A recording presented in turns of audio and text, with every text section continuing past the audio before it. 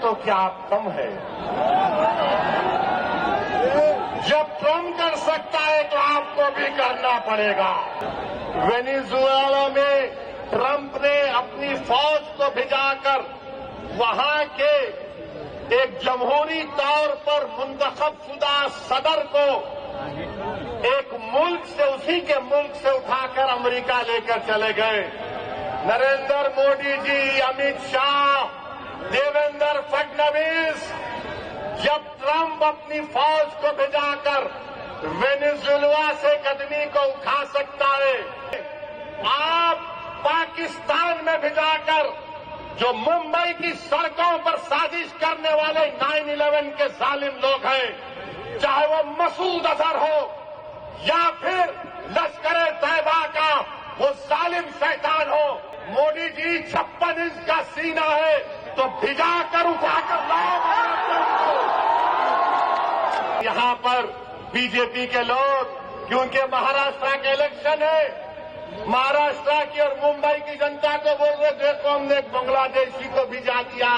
ارے ایک اور کو بھیجاؤ نا جو مودی کی بہن بن کر دلی میں بیٹھی ہوئی ہے۔ کیا آپ چاہتے ہو محترمہ بنگلہ دیش جائے؟ آپ چاہتے ہو بنگلہ دیش کو دے دیا جائے؟ تو لگاؤ نعرہ، نعرہ تکبیر۔ مودی جی سنو، یہ آواز آ رہی ہے، لے کے جاؤ، اس کو نکالو، اس کو پہنچاؤ بنگلہ دیش۔ اور دوسری بات ابھی ختم نہیں ہوا مودی کے اوپر۔ آج ہم نے دیکھا کہ وینیزویلا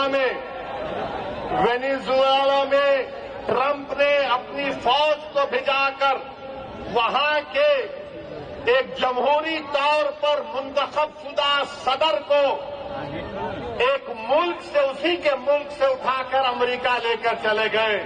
نریندر مودی جی، امت شاہ، دیویندر فڈنویس، جب ٹرمپ اپنی فوج کو بھیجا کر وینیزویلا سے قدمی کو اٹھا سکتا ہے، جب سعودی عرب یمن میں مکھلا کے پورٹ پر بمباری کر سکتا ہے، مودی جی ہم آپ کو کہہ رہے ہیں، آپ پاکستان میں بھیجا کر جو ممبئی کی سڑکوں پر سازش کرنے والے 9/11 کے ظالم لوگ ہیں، چاہے وہ مسعود اظہر ہو یا پھر لشکر طیبہ کا وہ ظالم شیطان ہو، مودی جی 56 انچ کا سینہ ہے تو بھجا کر اٹھا کر لاؤ۔ اگر ٹرمپ کر سکتا ہے تو کیا کم ہے؟ جب ٹرمپ کر سکتا ہے تو آپ کو بھی کرنا پڑے گا، کیونکہ مودی نے کہا تھا اب کی بار ٹرمپ سرکار۔ تو میرے بھائی، مجھے معلوم کہ آج کے اس